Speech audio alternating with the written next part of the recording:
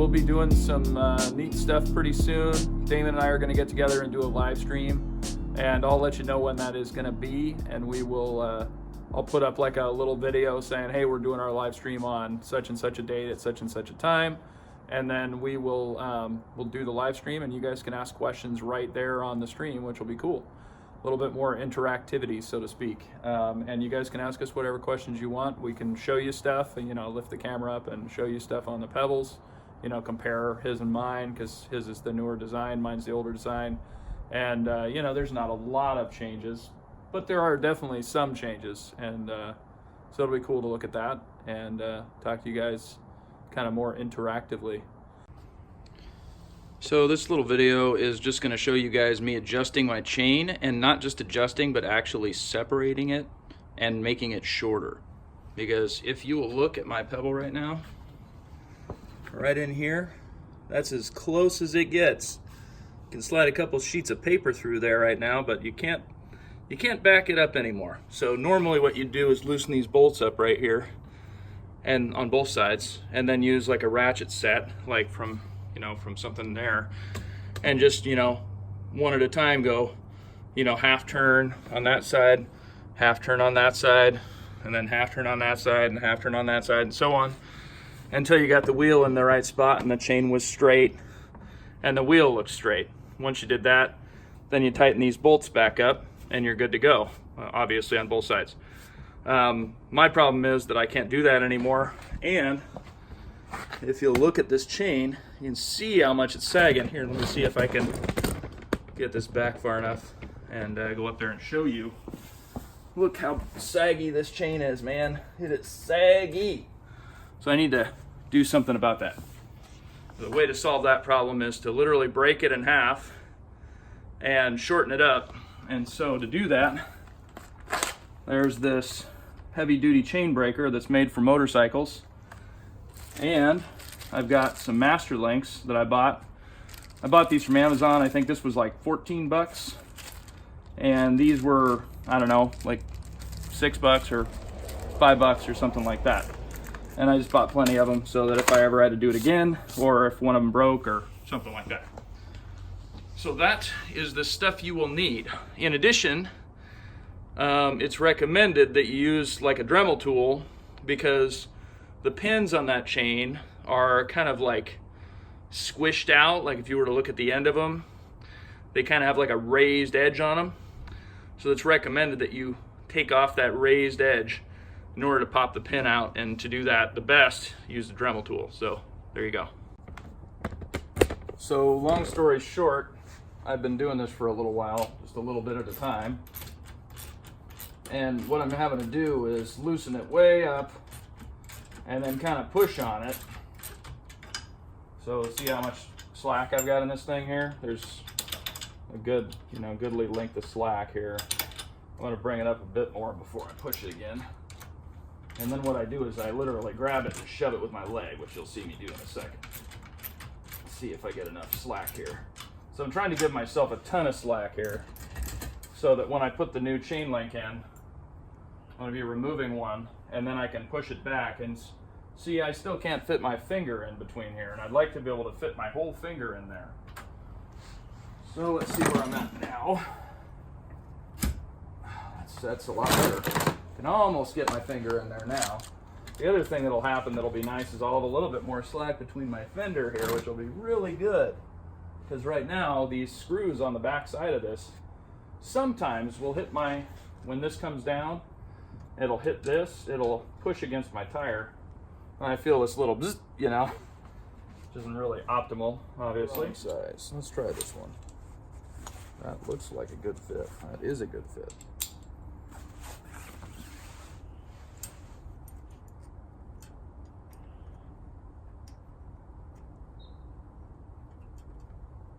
So what you typically do is you put the open side on the back, you line it up, and it kind of holds it, and then you just do this until it pops out.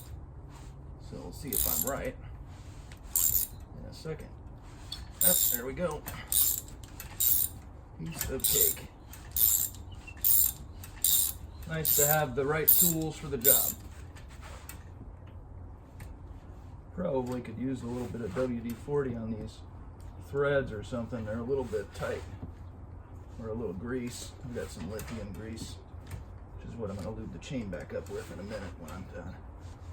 I usually use really good cycling grease because it doesn't hold the debris from the road, but this chain's super dry, so I'm going to just give it some love with the lithium grease, and then I should be good after that. Boy, that thing's really on there.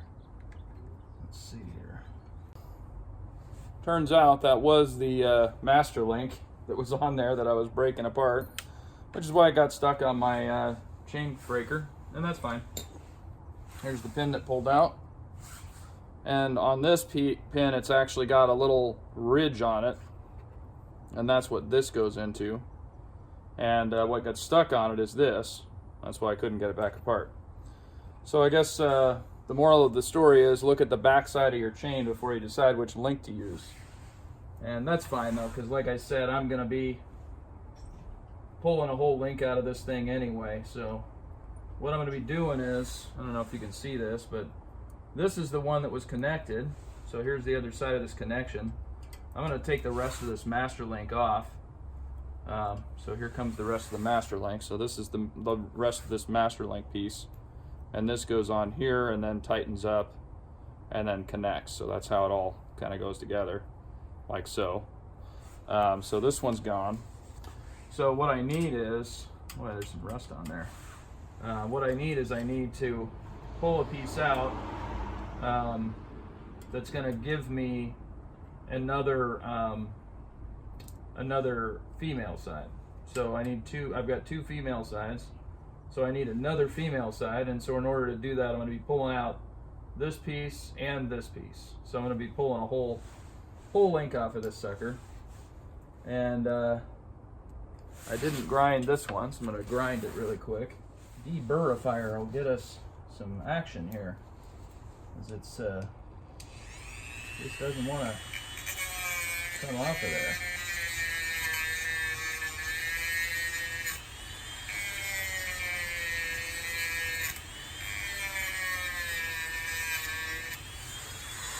It's almost out. Starting to pop out on the other side. So there's that. It's on there. That, and now we're going to tighten up with the little guy. Tighten, not loosen. And see if maybe that gets us more traction. Of course, it doesn't help that this thing keeps moving.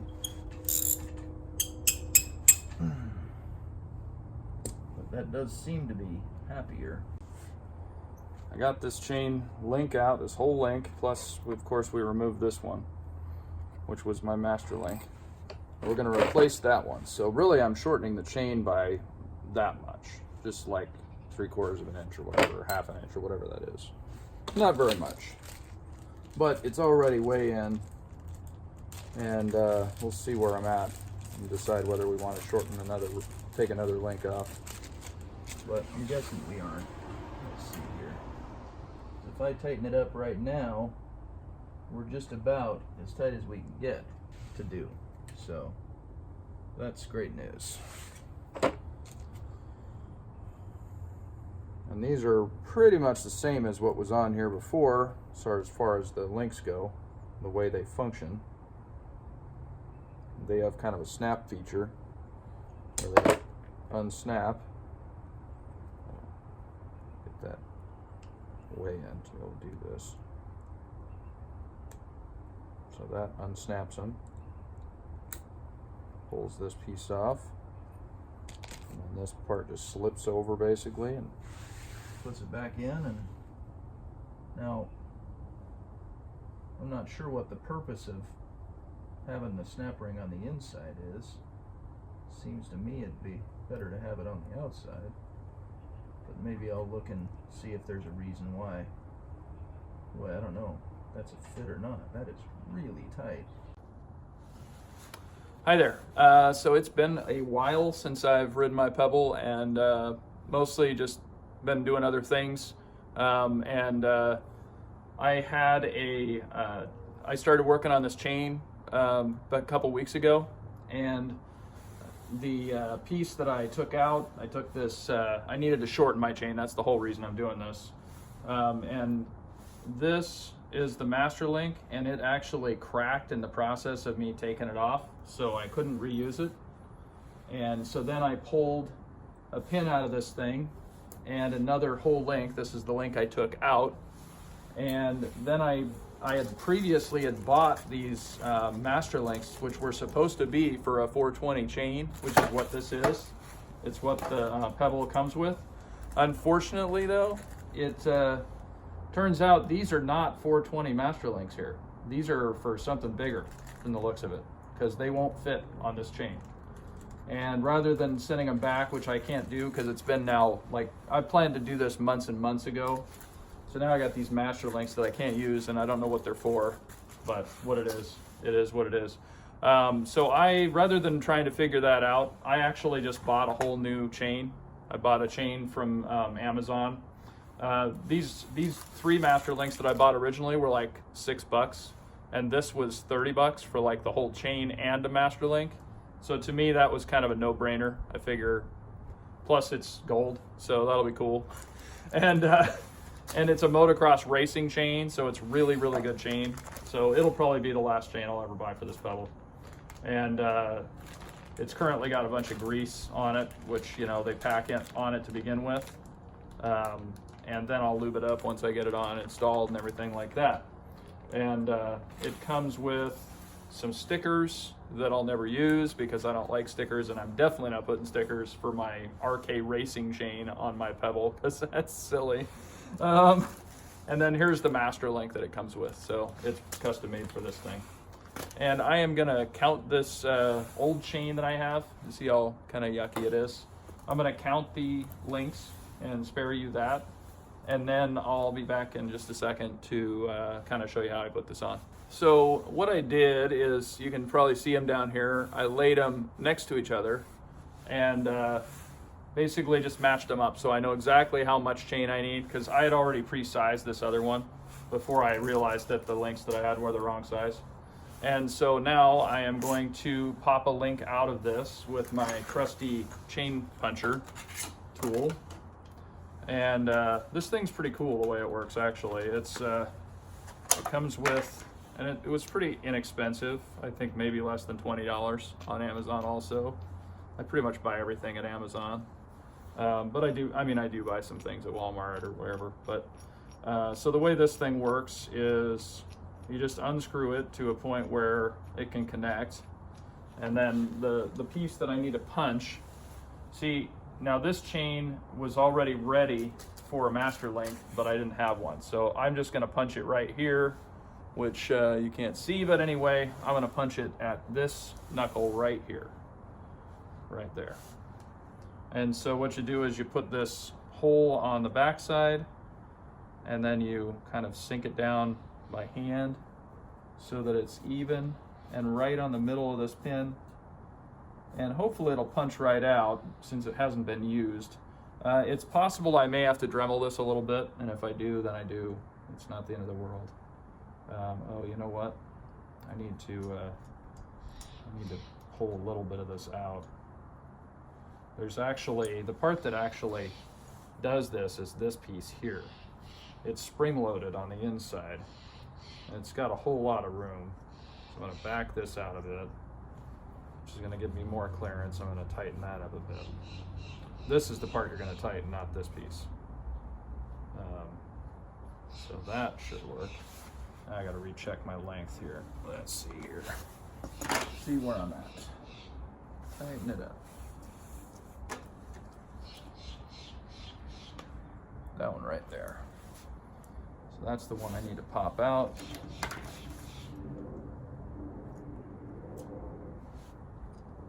See if I can do this while I'm filming. Depending on how this goes, I may spare you this part, because the last time I took these out, it was a bit of a bear. There was a lot of grunting. It's pretty tough punching these holes, punching these things out in these thick chains. They're very robust. There's actually a really big industrial tool that they use when you go to like an actual shop. This is a hand tool, which is good for somebody like me that's gonna very rarely do this kind of work. All right, that should be a good tight fit. So now comes the part where I grab my tool to get it done. Let's get some leverage here on this thing.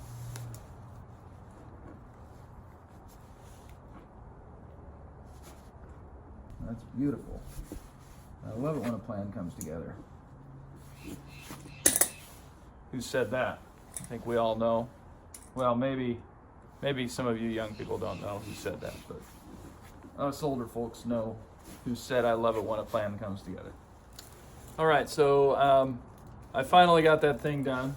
It fits really tight. The bolt that pushes the pins out. Once the pin falls out, then the bolt's stuck in there, and so I have to do a lot of like hassle to get it to finally come out. So it's very that trouble, but there's probably a better chain breaker out there. This is a pretty cheap one, so maybe that's my fault for buying a cheap tool, but I just didn't think I was going to be using it that much, so I didn't want to spend the big bucks on it, so to speak. So this is the way these things work. If you can see that, hopefully you can. But there's a piece here, basically a link, and then there's another piece that goes over, so this will go through the hole. This goes on like that on the other side, and then this piece locks it. So you put it on like so, and then you push it into place, and there's actually a little slot on these pins, and it fits right through there, and so it's pretty slick. They have similar stuff for regular bike chains, just a little bit different design, but basically they have the same functionality, and they're pretty cool. So I've got the length of the chain done identically to the other one, and I'm gonna go ahead and mount it now. We'll see how much hassle this is. If it's a lot of hassle, I might not show the whole thing on the video, because I know you don't want to see me struggle. That sounds boring. Let's see here. Maybe doing it from this angle is not the way to go. Let's see here.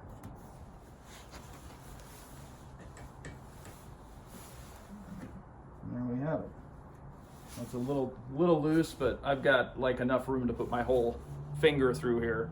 One thing that's kind of cool about these motocross chains is they're like pre-stretched, so they're made for motocross racing.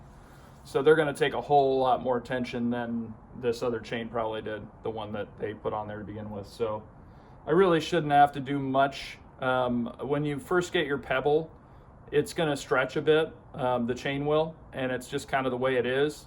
And so there should be enough built-in adjustment for you to be able to move that wheel back a bit. And that's the way this thing functions right here.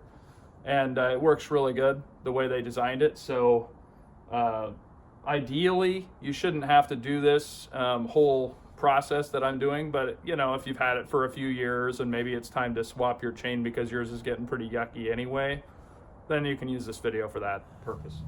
So the chain manual recommends that I put this chain lube on these two pins, probably to make it easier to get it on.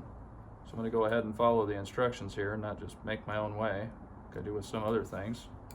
Put a little hole through that so I can get this to come out. There we go, just like so. And I'm going to go ahead and put a fair amount on there. I'm not going to go too crazy. I just put a little bit of lube on there so that it goes through real easy and doesn't give me fits. With lubricant in general, there is too much. I mean, you can put on too much, so you don't want to go too crazy. You want to put enough on there to make it easier for yourself. And then this will go there, and this will go there. And just push it right on through, piece of cake. That worked really, really easy. Nice. And then the bar goes on. This bar is where all the strength is in truth. Now, all right, so we got the chain back on, and not a lot of, I pushed it back in some more, so now I can fit almost my whole hand in there. And as a result, I had to loosen these back up. So now I'm going to be pulling it back out. And basically the way that's done is to evenly tighten these two sides to keep the wheel straight. And you'll probably want to start from the back just so you can see how straight the wheel is. You can kind of eyeball it basically. And essentially what I'm going to do is I'm going to measure how much room is on each of these screws on each side. That'll tell me if it's perfectly straight, and then I'll tighten them up to be even. And then I'm just going to start cranking them back out with the tool until it gets to the point where this thing is not showing this much slack. Because I actually rode my pedal quite a bit with my pedal having this much slack, and I don't want that much slack. So it just performs better when it isn't so loose. And it's better for your chain and everything else. It's quieter, etc. So you definitely don't want to have a super loose chain.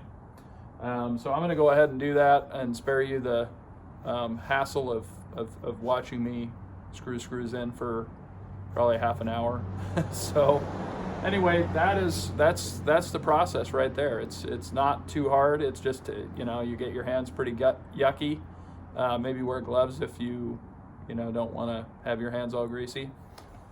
And once I get this chain all cleaned up and lubed up, it'll look really cool, the gold. So that is it for today. Thank you for watching, guys. And if you're not a subscriber already, feel free to subscribe to my channel.